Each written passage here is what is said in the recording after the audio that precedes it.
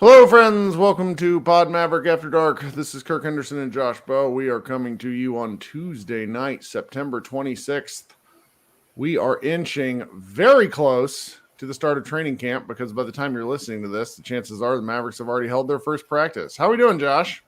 I'm doing pretty good. Yeah, that's crazy. Media Day is tomorrow. Media Day is not till the end of the week, right? And then training camp starts. I can't remember. I'm off to a thrilling start, but I know training camp starts for them tomorrow. That's right.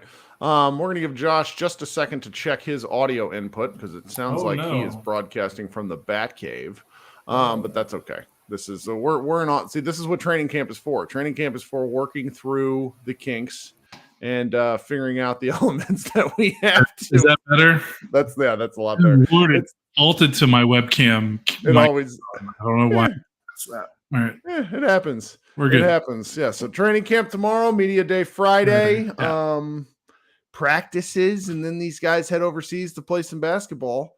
Looks like all the Mavericks have been in town. Like Luka was at Texas Motor Speedway, and all the photos were pretty amusing because Grant Williams is still in his like shaking hands and kissing babies phase of his new Mavs fandom of being on the team, whereas Luka's got sunglasses and he's like, all right, I'm here. Hello. Just that sort of stuff cracks me up. Gosh. It's been some new. We've actually got real things to talk about, which is nice. We made it to the very end of the stretch run without, we didn't have to get too weird. We didn't have to, maybe next summer we'll dip into kind of the more random items. But we're here, and I'm looking forward to talking actual Mavs stuff. So where do you think we should start tonight?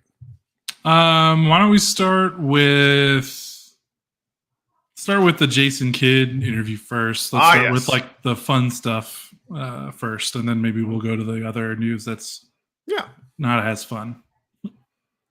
Jason Kidd on Saturday on local DFW sports radio station 97.1 The Freak. Marc Stein does a weekly Saturday kind of just radio show. He just kind of he talks some basketball, some soccer. He kind of talks about whatever he wants to for an hour. There's no set format. He gets to it's whatever Marc Stein is thinking about. That's what he talks about. So the nice part about it is he's obviously well connected with the Mavericks, as most of y'all know. So he had Jason Kidd on as a guest for last Saturday's show. And the one thing I will say for Jason Kidd is even if he says stuff that drives either me, you, or fans up a wall, he does at least say stuff that like it's interesting. We can talk about. Yeah. He does not go right into the kind of boilerplate coach speak cliche that you kind of learn nothing from. Now, whether he's being truthful or not is another thing altogether, but at least the content of what he says, there's at least some meat on the bone to pick at. And the big thing that came from this interview was he said that, Dereck Lively and Max Prosper, the Mavericks' 2 first-round picks from the 2023 NBA draft, are going to get a shot at being legitimate rotation players. For Lively, he said the starting center spot is up for grabs. Literally, quote, "It's up for grabs." Said Lively has a chance to earn it. And then, of course, kind of hinted that Prosper could earn the other spot. There are basically 2 starting spots that are kind of open for competition, it sounded like, from what Kidd was saying. The locked-in starters, of course, Kyrie, Luka, and then Grant Williams. So he didn't necessarily say it was going to be a lock. I think there might have been a little confusion because he said they're going to start training camp and maybe start the first preseason game. Prosper and Lively are. That doesn't necessarily mean they're going to be the starters on opening day. he just hinted at that like he wants to see those two play with the 3 locked in starters. He kind of wants to throw them in the deep end of the pool, so to speak, see how they react. And he hinted at that they're going to be a big part of the team, whether they're starting or not. So I think that's a big thing, because I think we've talked about ad nauseum since the draft that for this Mavericks team to go to the places they want to go, whether that's this season or next season or the season after that, these two players have to work. Like these draft picks have to be successful NBA players for them to kind of accomplish, I think, their both short-term and long-term goals. So it was fun to see him talk about that. Now, who knows if how truthful he's being about it, but hey, we can only go with what he's saying. Yeah, and I think for a pair of, I would say I'm a pessimist and you're more of a pragmatist. This is as nice of preseason quote as you can really get. I mean, the joke when Carlisle was in charge is the last nice thing he would say would be on media day, because he would be open and smiling and happy, and then he would become Rick the Prick like pretty immediately thereafter. Kid is just kind of always talking now, whether he's taking responsibility or saying things and, acting like he's a bystander is kind of a different deal. One of my Bucks fans friends, absolutely rained on my parade because I was very happy about this. I was like, and I continue to be very happy about this because even if it's lip service, it's lip service in attention to something that I want to believe in. And I'm going to be in the preseason. I'm going to be in the kind of hopeful mindset until I'm not, until reality hits. I'm just cute. But one of my Bucks fans friends said, this is just setting up Jason Kidd's annual November discussion on how you can't win with youth in the NBA. Which is something he did do with the Bucks at least 2 seasons in a row. He did with the Mavs. He did with the Mavs with an old team. That's right. Yeah. That was the most fun. But I gotta say, I just keep circling back. We talked about this last week. We're going to talk about this ad nauseum. There's youth, and then there's youth that Jason Kidd had a role in selecting, because you just have to believe that he did. And I really think that both of these guys bring to the table what he wants out of a set of role players. And, it is ridiculous, to kind of talk about the Josh Howard of it all like we did last week. But I remain really high on Omax. My lively feelings are a little more mixed just because big men have a harder job, like they have a more diverse set of responsibilities that cause kind of cascades and defensive issues. But I like Lively. I do. I wasn't super in on the pick at the time. I was kind of frustrated, but I've come around on it, and that's sort of at this point I'm choosing. There's a choice involved in all this. I'm choosing to say, okay, this will be fun. Let's go with this and let's see where it takes us. Yeah, Lively, presumably it's going to be tougher. One, he's he just didn't play a lot in college compared to a lot of guys that come out. Like, it took him a while to gain steam, and he did finish his freshman season strong, but, he wasn't a big minute guy that last year at Duke. So that works against him compared to other guys entering the league at his age. And then the other thing is of course, like you basically just said, big men take longer to develop because they have more responsibility. They're basically like the quarterback of the defense. They're the back line. They're calling out rotations. They have to know the rotations themselves. For a wing like Prosper, his offensive responsibility is going to be next to nothing. He's going to be stand in a corner, shoot, let Luka create for you. And then defensively, you can play him next to a Josh Green, or you can play him next to a Grant Williams, and you don't have to assign him the most, Well, what did he do in college? Task. Remember some of the fun stats that you threw out in college that really indicated how much of like a absolute tunnel vision defender he was, like where it's like he was assigned to guard a guy and quite literally shut that guy down. That was he was a shutdown corner, but at forward.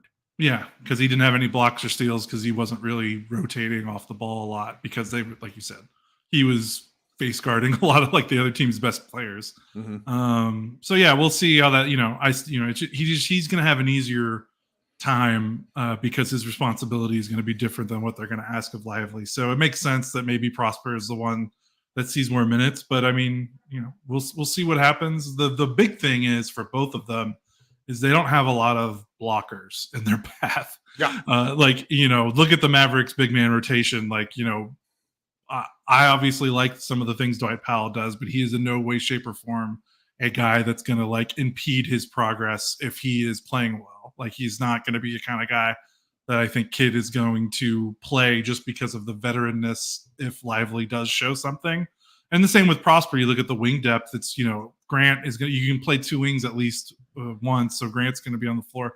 So that's not going to block him. But Josh Green, Tim Hardaway Jr., there's not a lot of other defensive-minded forwards on the roster besides maybe Derrick Jones Jr., maybe Dante Exum if he plays up a spot. But again, there's not there aren't entrenched, established starters, veteran starters that are blocking these two guys from potentially getting more minutes if they earn them and deserve them, which will be what we have to see happens.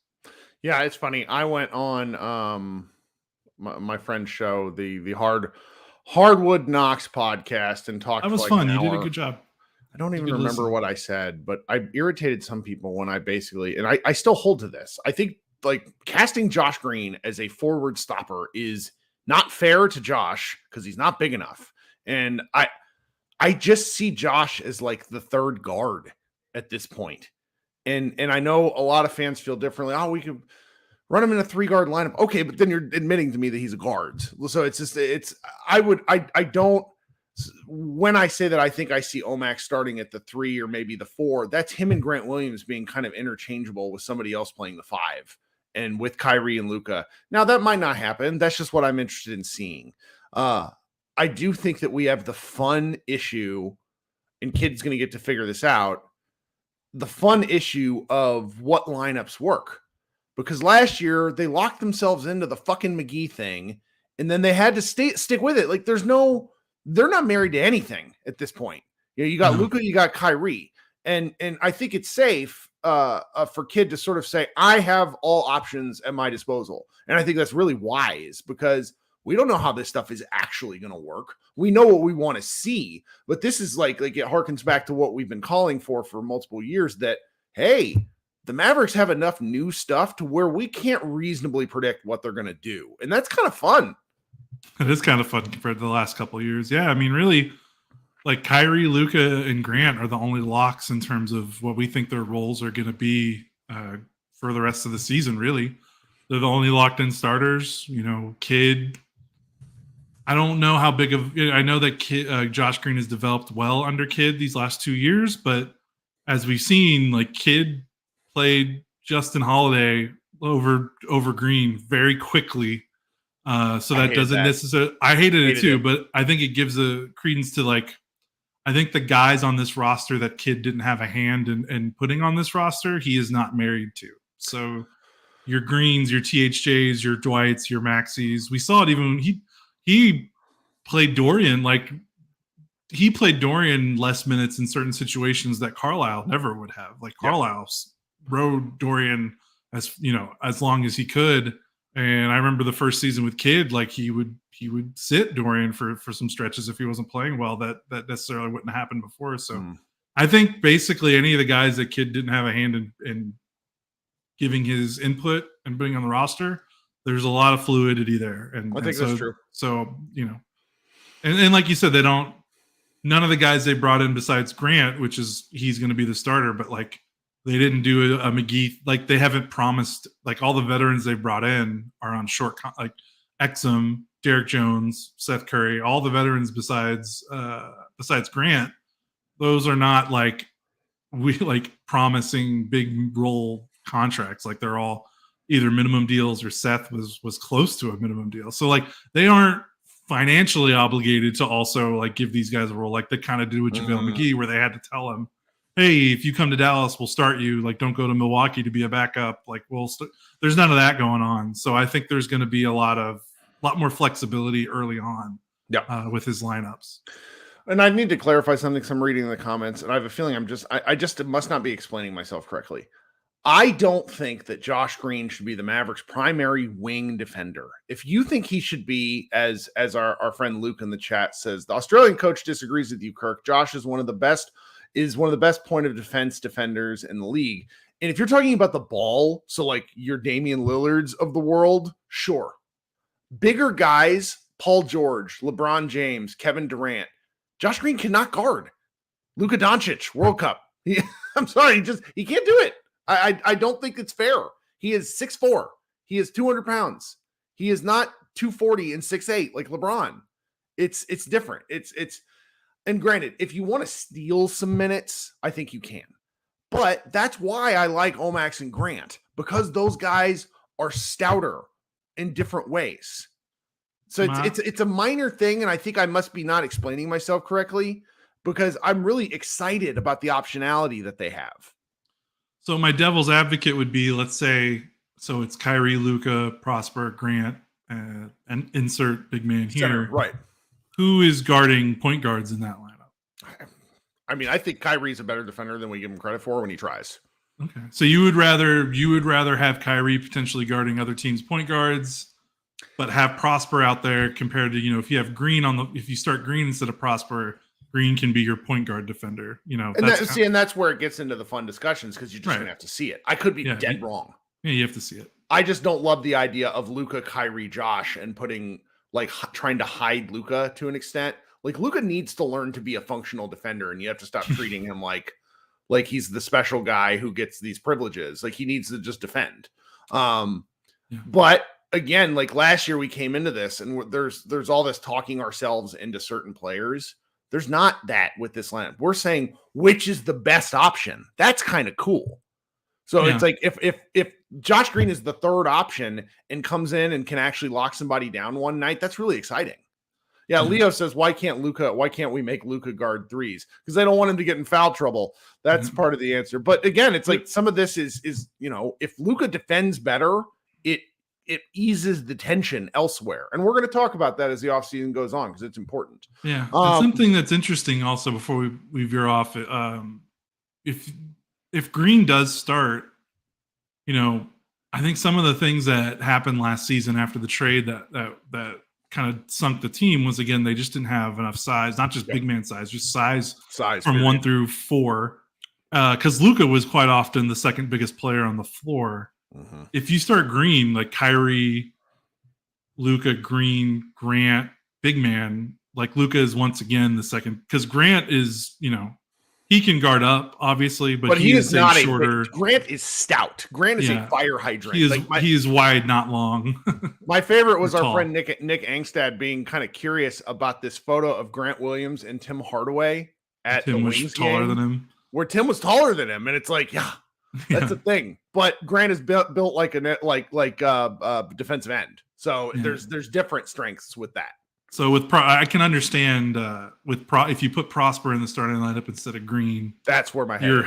Luka is not the second tallest guy on the floor. Well, granted, this probably doesn't happen until like game 30. No, I know. But I love it. This is what I like, because it's just and we all know that guys are going to be built in and missing some time. There's some just really fun elements involved. How cool is it to talk about like it's nice to be able can they slide in Prosper, a first round 20-year-old or 21-year-old guy, instead of talking about like Theo or Frank, like it's so much more refreshing to be talking about mixing in these guys and what they were trying to do a season ago. So anyway, and I'm going to get picked apart for that, because there's a lot of folks that are really invested in Josh Green. I honestly don't mind that, because I think everybody's going to get an equal chance to do something. I really, there's nobody for kid to railroad Josh Green with this year. Like that's going to be nice. I mean, we haven't even mentioned some of the other players who have an option. We're going to get to that because we're going to be talking player previews, but we somehow spent 20 minutes talking about this, which is fantastic, instead of the next piece of news, which we just kind of got to address. And so do you want to go with it? Yeah. So it first started, it really kind of first started when the Mavericks released their training camp roster, which is not just like player roster, but also like coaching staff, like their staff. I wasn't the only one to notice this. Mavs Film Room noticed it earlier in the day than I did. I wasn't online that day. I didn't see it. So I wasn't unique in noticing this, but when I looked at it, it didn't, under the staff, it did not have Casey Smith, the Mavericks' longtime head athletic trainer, who in the last, since 2019, got promoted to director of player health and development. But he was still, even despite that promotion, like he was on the bench like on the front row of the bench, not like where the assistant coaches like Daryl Armstrong behind Kidd. Like he was on the front end of the bench. He was very much involved in the day-to-day things that despite the fact that he was no longer the quote unquote head athletic trainer. He's been with the Mavericks for years and years and years. Honestly, as long as I can remember, like since I the really early don't remember a 2000s. time. Mm-hmm. He's been credited as being one of the best athletic trainers in the NBA. He was the athletic trainer of Team USA men's basketball for like 8 years, something like that, like 04 to 2012. So he's very, very, very highly regarded. And honestly, you think about the Mavericks in the last, since he's been here, they've been pretty good about, one, managing injuries, and two, avoiding players that have an injury history. Like, I remember beating my head against the wall when the Mavericks signed Harrison Barnes instead of Chandler Parsons, I think back in 2016. And it was obvious his knees were shot, and, Smith has that kind of influence. He worked very closely with Rick and Donnie and Cuban. He was like part of their trust tree, whatever you want to call it, decision-making group. So he was very much involved. And so then I noticed he's not on it. And I was like, okay, well, maybe it's because he's not the head athletic trainer anymore. Let me look at last year's. He was on it last year as the director. So it wasn't just a case of he got a promotion.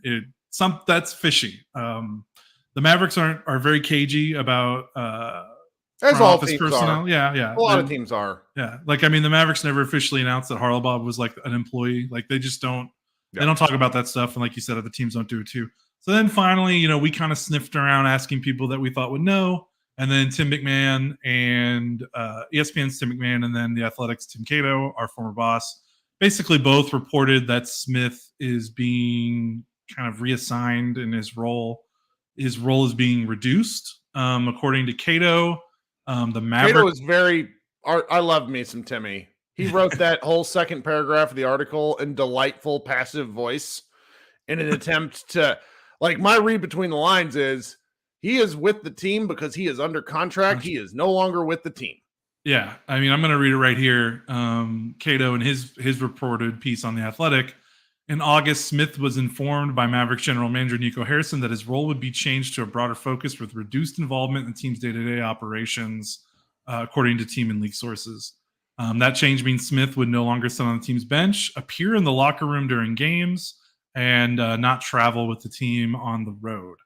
And then no one on the team went on the record. These conversations haven't happened in terms of his role next season, but that kind of just feels like yada yada. We kind of see the writing on the wall. So because there were some people that when McMahon first tweeted it were like, oh, well, maybe Smith is like voluntarily like retiring, like maybe he wants to retire or he wants to take a step back. One, Smith is not an old man. He is not near retirement age. He's not, and two, people don't usually willingly take demotions. That's not how it works. So he was told that he was getting basically, he still holds the title, but obviously his duties have been demoted a bit. We don't know any more than that. There's obviously probably some more to come out with this story because it sounds like his relationship with the team is for all intents and purposes over. They're just kind of, like you said, we've worked in the corporate world long enough to know when someone is a part of the org or not. Sounds like they're writing out his contract. Right. Which, and again, it's a weird story. So I'm rambling about it now, but there was such a pushback when this first started whispering like, oh, everything's fine. We heard about it. Let's be clear. I heard about this in July. Yeah. Like this was something that I first got told and was like, huh. And it's like, we don't really break news at Mavs Moneyball because I have there's no incentive. Like being wrong is the only actual incentive. And I don't want to be wrong. So I'd just rather keep shit to myself. And which, imagine me with my mouth. But it's the thing that I've been thinking about is me reflexively, almost everything the Mavericks have done for years is my reflexive indication is just like this fucking guy. Once again, the Mavericks did something, and I'm just like, and then the more I think about it, I'm like, what other team have I ever cared about the trainer ever? I don't. I don't care. And so, the machinations of what goes on in all this is frankly, it's not beneath us, but as team fans, we ultimately shouldn't care. I want Nico Harrison to be able to build the team and the structure that he wants. And it really sounds like that he wants more of a structure, according to Tim's article. I think that's good. Also, new regimes wanting to bring in their own guys is the most normal thing in not the NBA, professional sports. Like, we were talking about this in Slack, and I think the reason why this looks so like, oh no, the Mavericks screwed up. What's going on? Yeah. Is because the Mavericks never have regime changes because Cuban never fired anyone for 20 years. Whereas realistically, this happens all the time. Yes, all the time. Teams go through regime changes. They bring in new faces. Doesn't necessarily mean Smith did something wrong or there's bad blood. Of course, more reporting can come out later that disputes that. But as of right now, this is normal. It's just not normal for the Mavericks, which is why it seems weird. But really, it's not. It's not weird. It's not weird. And so we just wanted to briefly mention it because it was Mavericks news, and sort of for once in my life admit that like my initial reaction was completely wrong because ultimately I don't care. I want to watch the basketball. I want the basketball to be good. Now, we don't really know his role, and I don't know this. I just wish sometimes you could say, all right, we're parting ways. Like the whole PR element of it. You see this in the corporate world all the time where it's like, he's going to like the Chicago Bears assistant coach, who by all accounts is like, who is under some like really like ghastly charges. He resigned from the team to go spend more time with his family. Enough with the euphemisms. It's okay for people to go find new jobs. Yeah. Yeah. Well, so yeah. All right, so here's what we're gonna do. We're gonna take care of some business real quick, and we just because we have to. So I need to go find this in my I need to go find my actual. I have some a document that I have to pay attention to here. Give me just a second here. So as you guys know, part of the thing here at Mavs Moneyball and with the Blue Wire Network is we will have sponsors. And hopefully during the year, we're going to be having more live reads because that means the opportunity for Josh and I to make a little more money, which I know is not of the biggest importance to you, but we do, like to be lightly compensated for our work here. I got strong-armed earlier in the summer into downloading the NBA 2K mobile game. Playing mobile games is something I've avoided because I don't have time for more addictions. And I'll tell you guys, I just got to say, I really like this game. It's ridiculously fun, great graphics, lots going on. You can build teams out of cards. You can play in multiplayer events. There's all sorts of stuff that you can do in this thing. And, it's a free mobile game, which is really cool. And, basketball season's on us. And I think it's a great idea for people who are just looking to kill a little more time and not doom scroll on Twitter. I really enjoy the card collection and seeing what players I can go out and find. And it's also really interesting to just kind of scroll through the different features and things that they're constantly adding because there's events and things like that. This is a game for hardcore basketball fans. That's the other part.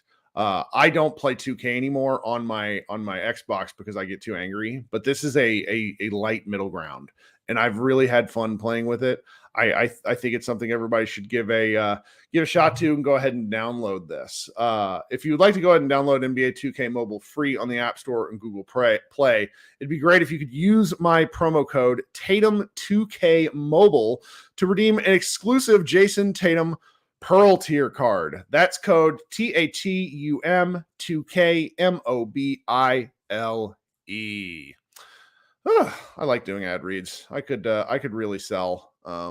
It's I want to get if we ever get like different sponsors, I just love pitching. It's weird.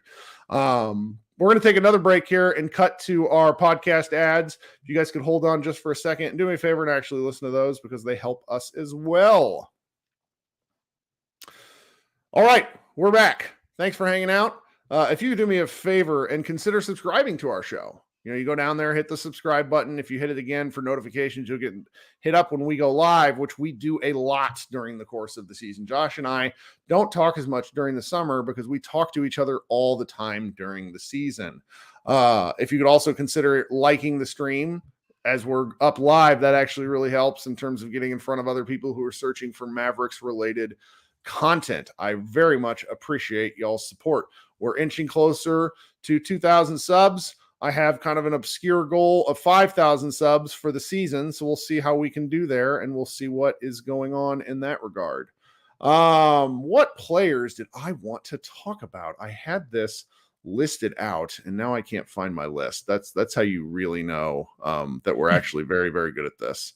Let me see here. I wanted to start. Let's start talking about Maxi Kleber. Does that work? That works. What in the world are your expectations for Maxi Kleber in the year 2023? I feel like he has been a Maverick since time began. Well, he was a Maverick when Harrison Barnes was a Maverick, if that makes it feel like it was the before times. Yeah. I think his first season was 2017, 2018. So it has been a very, very long time. I think after the last few seasons, I think, somewhere around 2020, 2018, 2019, that range, I think there was some legitimate hope that he was going to be a really high level potential starter, maybe like all defense kind of guy, because his career, his first 3 years in the league, his block rate was absurd. He was very bouncy. Really like shockingly bouncy. Yeah. Like if you can find some rookie Maxi Kleber highlights, I'm sure they exist somewhere on YouTube. He has some really good dunks his rookie season. I remember covering a couple games in person and being like kind of shocked because he really came out of nowhere. There was no fanfare behind his signing. He wasn't a very productive. We're like, who the hell is Euro this player. guy? Like it seemed like one of those add-on signings at training camp where it's like, here's a body. Yes, exactly. It felt like that. And then he just kind of, every time he got on the floor, just a little bit more, and kind of showed his worth. I think now after the last few seasons, that expectation for him, I think, is gone. Like that idea that he is the defensive anchor, like the Mavericks version of a Draymond. Like they're like, right. Not to say that he's not going to still be important defensively, but this idea that it kind of all rests on his shoulders. I think we've taken a step back from that because we've seen he's just a little bit more limited than I think people were hoping after his first few years in the league. And of course, injuries have not helped at all. I think they've zapped his athleticism a lot. Having a hamstring surgery, he's had some bumps and bruises with his lower body. I don't think he has the same bounce that he had, say, 3 or 4 years ago. But still should be a productive player. I think the big thing is the Mavericks finally acquired a player that can maybe take some of the load off of him with Grant Williams, who kind of feels like a Maxi Kleber like upgrade. Like they're almost like the same type of player in terms of things you want out of them. Yeah, switching defensive forward/centers that can space the floor, that are athletic. With Grant, that means Maxi doesn't have to play a ton of minutes. I think that's the big thing. The last couple of years he's been under. He was at 24 2 seasons ago, 25 last season minutes per game, and he needs to play around that or less.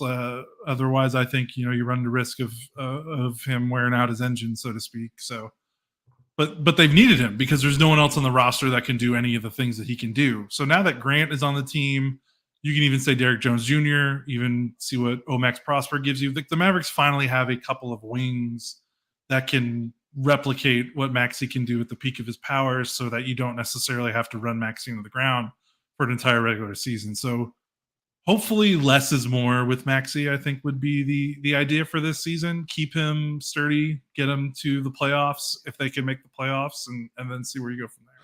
So just to clarify something, because Cowboy in the chat says if Maxi can't defend, what is his upside or his strengths? He can defend. He can't be expected to guard the rim anymore because, like, my shout out to Mike Bibbins of one half of the Outsiders podcast. He used to have a hilarious bit called like the Würzburg Wall, where anytime Maxi would like block somebody, he would add their name to the list. Like, Maxi used to be incredibly like athletic and remember when he challenged Kawhi Leonard at the rim and got dunked on mercilessly in the playoffs I think it was the bubble against the Clippers. Like that's the sort of stuff he was physically capable of. He just can't do it anymore. And that's okay. The life comes at you fast. And I think like Dirk has really warped our expectations for tall, white German dudes and how well they can play into their 30s. And I'm excited to hope that the less is more approach works with him. The one thing he has to be willing and able to do is take the shots that he's given on an offensive. That was the thing that really bit him in elements over the last 2 seasons. Folks go ahead. Well, everybody like Skin Wade kind of. There's one weird post game segment where right before Maxi got hurt, where he's like, where is everybody who was hating on Maxi? And it's like Maxi in 22 was so horrendous shooting the ball in March that in one playoff game he hit more threes than he had the entire month prior. Like Maxi he's a streaky guy, and when he hits a dip, he's awful, and he's almost unplayable, and it's well, at least on the offensive end. Yeah. And so I'm hopeful that more legs, more opportunity. It's just a little less is more approach, where if they need him in big games, he can play more, but he's not expected to play, however many minutes that they've been playing him night after night. Yeah, he's kind of the mascot for the Mavericks kind of limited roster they've had over the last few years in terms of like he has no offensive game in terms of outside of being like a spot up shooter, occasional roll man, pick and pop. Like he cannot score, he cannot dribble, which is why whenever he makes like long twos, the jokes are on the timeline where it's like, whoa, Maxi hit a bank shot. And that's not like anything against him. It was more just like the fact that they depended on him so much just kind of exposed that part of his game. You talked about like his shooting and his willingness to shoot. Last season, he took 6 3-point attempts per 100 possessions, which is the lowest he's had since his rookie season. He's normally in the 7 to 8 range, and he was at 6. Like when he passes up shots, that makes things a lot harder for this Mavericks offense. So they need him to shoot when he's open, and then hopefully the reinforcements that they made the rest of the roster means they just don't have to rely on him so much, and they can keep him as fresh as possible. Yep. So his season preview, and these are we're talking about guys as they've been written about on MavsMoneyball.com. We already have 6 or 7 up. We're rolling out our kind of off-season stuff inch by inch. We really kick off on October 1st because that's when our boss at SB Nation really starts to crack down on us. So we'll have more stuff there, but we've been rolling these out as sort of test runs. And, all you can find written, at least 500 to 600 words on every one of these guys up on Mavs Moneyball.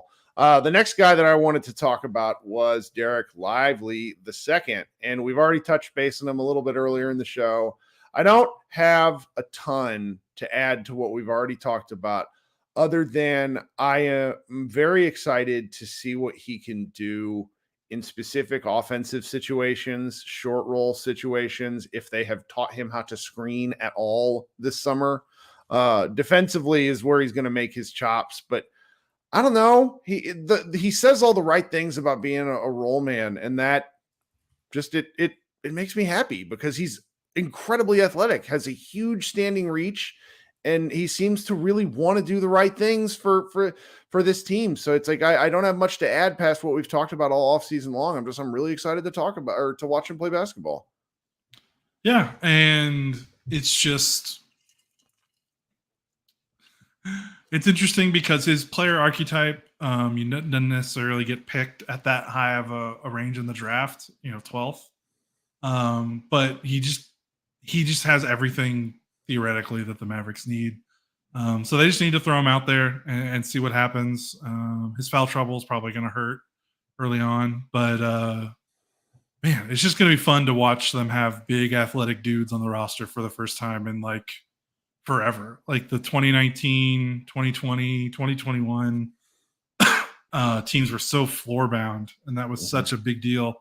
To see them have these kind of athletes is going to be just a lot of fun. Even if the thing people have to understand is Lively's going to make mistakes. He's going to be inconsistent, but he's going to have some really there's going to be some really fun moments. So try to take the good with the bad and don't let it get you too down when he struggles, because that's part of the process.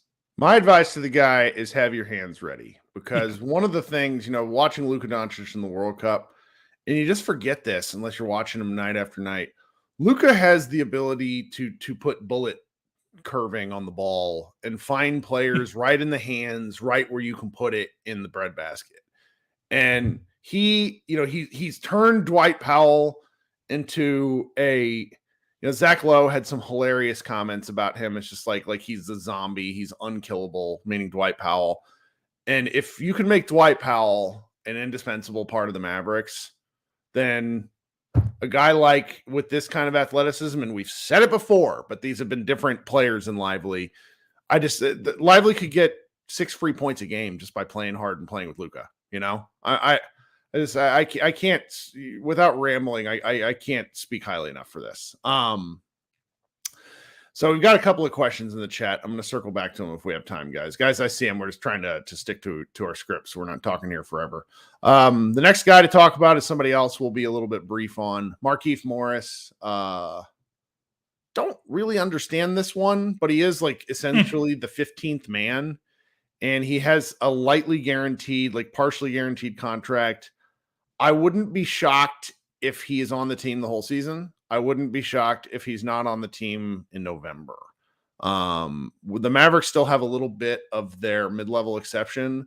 And if he's a very likely cut candidate for a variety of reasons.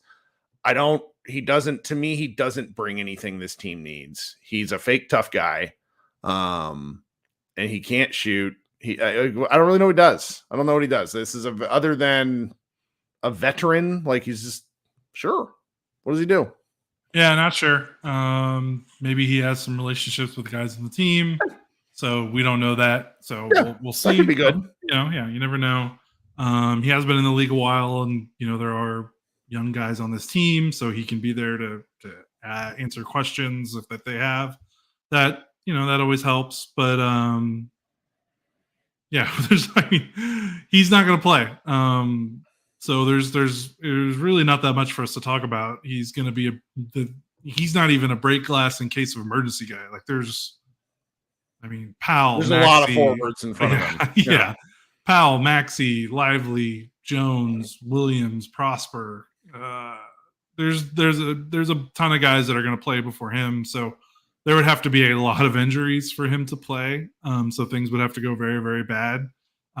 So we'll see. And I'm with you. I don't even know if he'll be on the roster when opening day. They've got a couple of very interesting training camp guys that I think is going to be, it's going to be tough for them to basically say, I don't know if we want Greg. It goes both ways. It just sort of depends on what the team thinks they need. There's a question in the chat. Would you take Theo or Morris? For me, I would take Morris 10 times out of 10. That's how much I am not a Theo guy. He's at least, he's been an NBA player. Right. He's been an NBA player. But you never know with these training camp guys. It's how much youth do they really want on the team? I've been thinking about that for a while, and they're gotta trust. I gotta trust that they know what they're doing, because I have no other choice. So maybe Morris will be on the team. Doyle wrote up a shockingly good preview about that, considering what we have to talk about in terms of a guy like Morris, where we don't really know much about what his role will be. Now, here's the next two are probably the two of the most interesting guys we could talk about all preseason, and I probably shouldn't have grouped them together. This is on me. Jaden Hardy. We just haven't talked about him a lot because I think he might be the odd man out unless they move on from either him or Josh. I think it's him or Josh, as unfortunate as that is. Yeah, I don't know what to do with him, because the Mavericks were a guard-heavy team last season in terms of their rotation. And they signed 2 more guards in the offseason, Seth Curry and Dante Exum. And Exum is a bit more of a wild card kind of guy. But Curry, I would absolutely think he's higher on the totem pole than Jaden. But with Curry's injury history and health history, maybe that works itself out. And maybe Jaden finds his time there. But you're talking about Luka and Kyrie are your starters. Then you got THJ, you've got Curry, you have Exum, who is more of a veteran. I don't know how much more reliable he is since he has been out of the league for a couple of years. So when push comes to shove, are you going to play the younger offensive-minded guard when this team needs defense, and Luka and Kyrie are going to be playing most of the minutes at guard anyway. Jaden didn't really get a chance to play last season until, both Luka and Kyrie got banged up a little bit, and the season kind of slipped away, and they kind of had to go to him because it was like, all right, well, what else are we going to do? If things are going right, I could see a scenario where he's not part of the rotation because Seth and Exum are giving Kid the things he needs, and THJ is going to be on the roster and he needs his minutes, and Luka and Kyrie are going to both be over 30, and it's like, where do the minutes come from? So that's not a knock against him because I think he surprised a lot of people. Yeah. I mean, he was the 37th pick.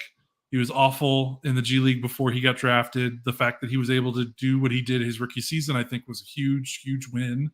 I will admit I'm a little concerned that he basically looked like the same, like both of his summer leagues looked almost the exact same way. And that it was a little, I don't know how to say this because people are going to kill me like caring about summer league, but the fact that he didn't look that much more improved in summer league and struggled to get by guys, like that stuck with me a little bit. That's been the quiet consensus amongst the Mavs fan group chats that I'm in, where the Mavericks gave him a chance to do something more and he didn't.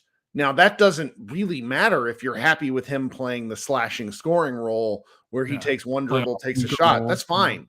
And I'm actually quite fine with that. Where I think, and I hope he gets a chance, is he really has a great frame.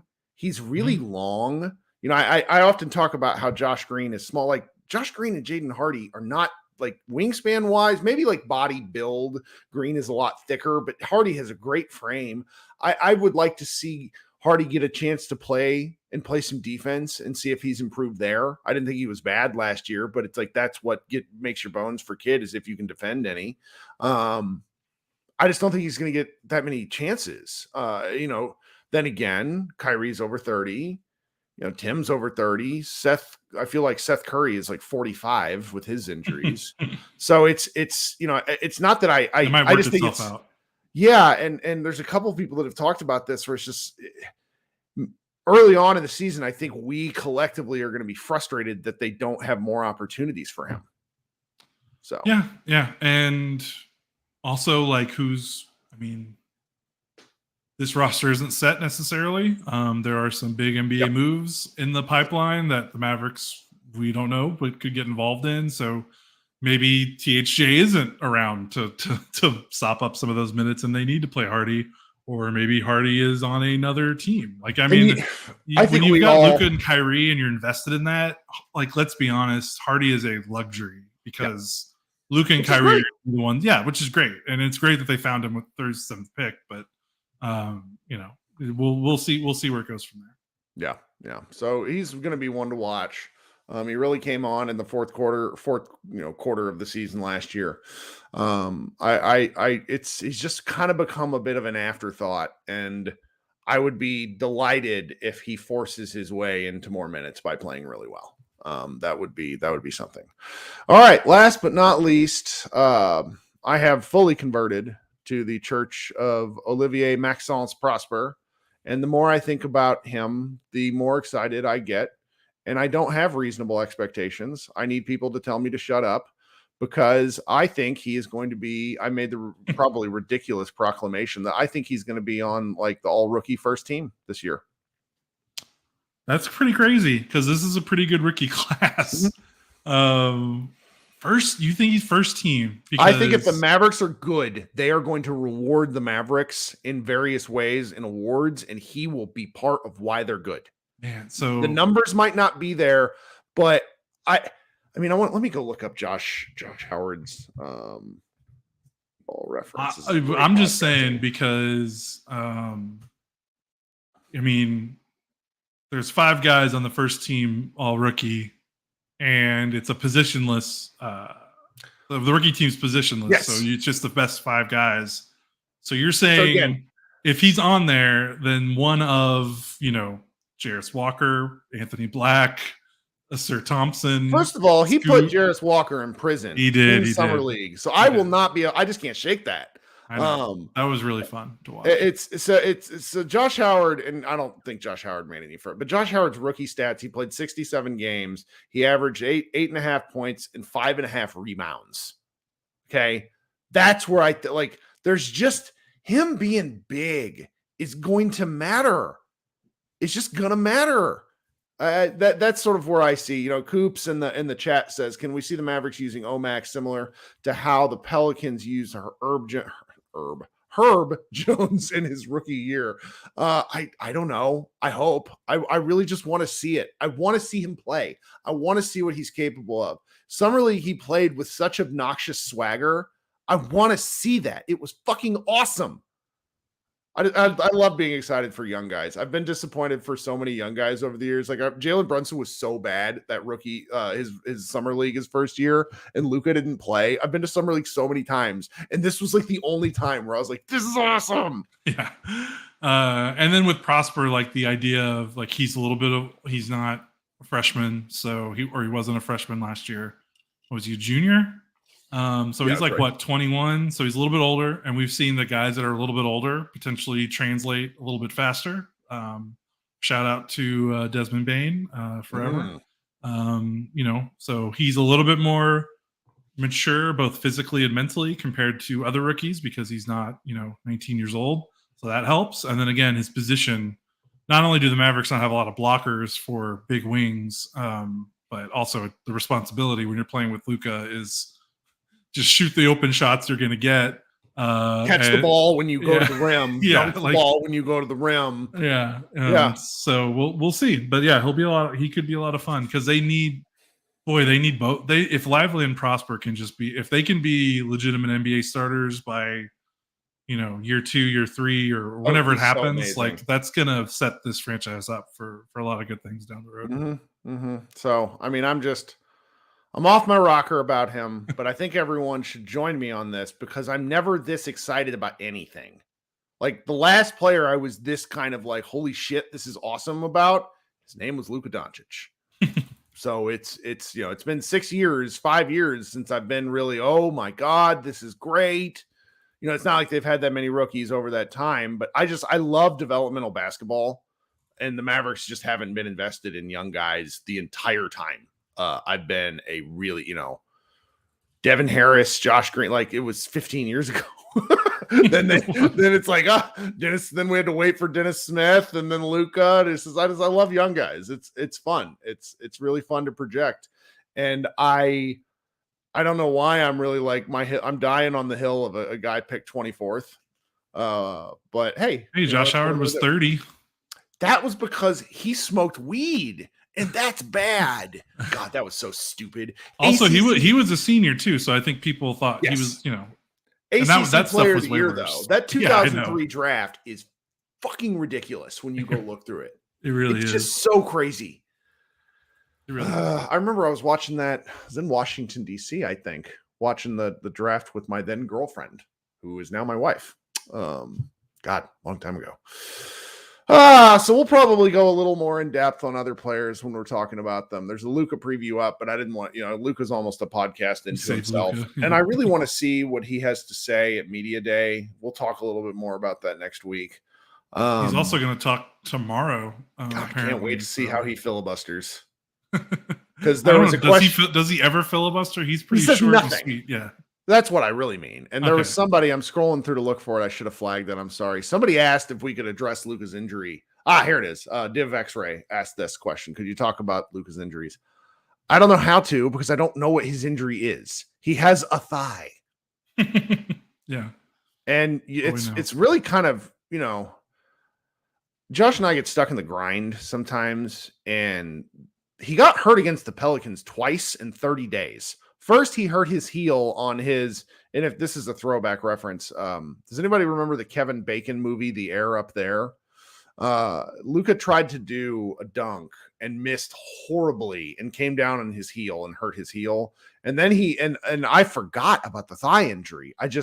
Luka, the way he plays football, or he plays basketball like 3 yards in a cloud of dust, where he's going to get hit in the thigh. He needs to either start wearing like legitimate thigh padding or something, because he's like, these sorts of things aren't going to go away. It's just part of the way when you drive as much as he does. It's really crazy.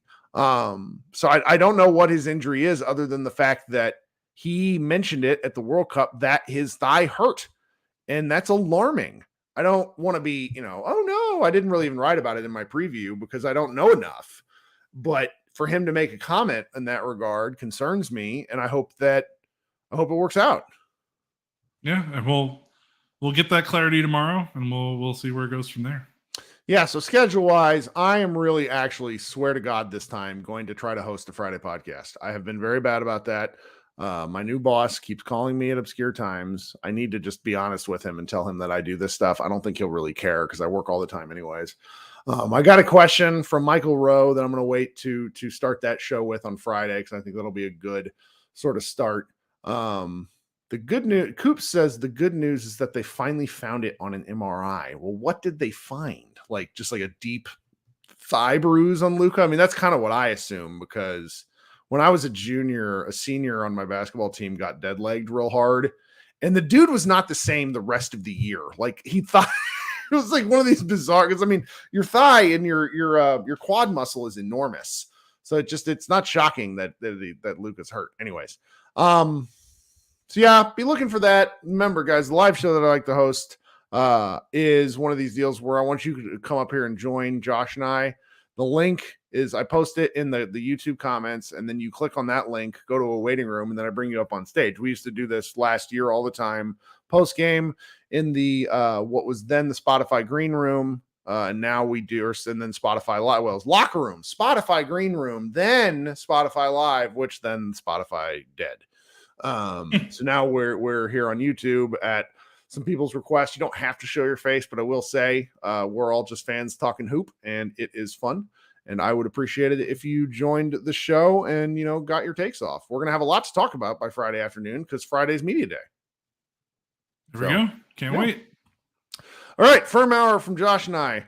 I would say we have other stuff to talk about, but we don't. I'm going to post this stuff on Mavs Moneyball, and I'm going to go watch Ahsoka. What are you going to do for the rest of the evening? Oh my gosh, I don't know what I'm going to do.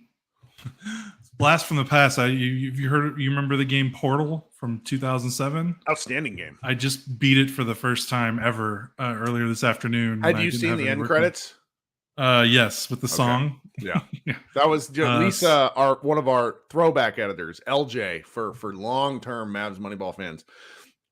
She somehow knew all of the words to that song. I don't know why. So I think of her whenever I think about that song. It's a great game. Incredible game. 20 years late. I don't know how I didn't play it until just now, but I did. No, the orange box, the whole all that Half-Life stuff, it holds up. I keep every time I get a chance to play Starfield lately, I've been going back to Breath of the Wild because Starfield is making me anxious. But I need to get into the grind. Like I watched some video today of a guy playing, like he had built a city, not like a settlement in Fallout 4, a city. And he was like, yeah, I spent 200 hours doing this. And I'm like, 200 what? It's just I wish, I wish to be independently wealthy so I could play video games all day. That's what I would like. All right, guys, thanks for hanging out. Please remember to subscribe and like and leave comments. I love seeing comments. I come and check them after every show. Josh doesn't have, so I do that so Josh doesn't have to. We will be back on Friday. Please visit MavsMoneyball.com. Thank you so much for your support, and we will talk to you a little later in the week. Go Mavs.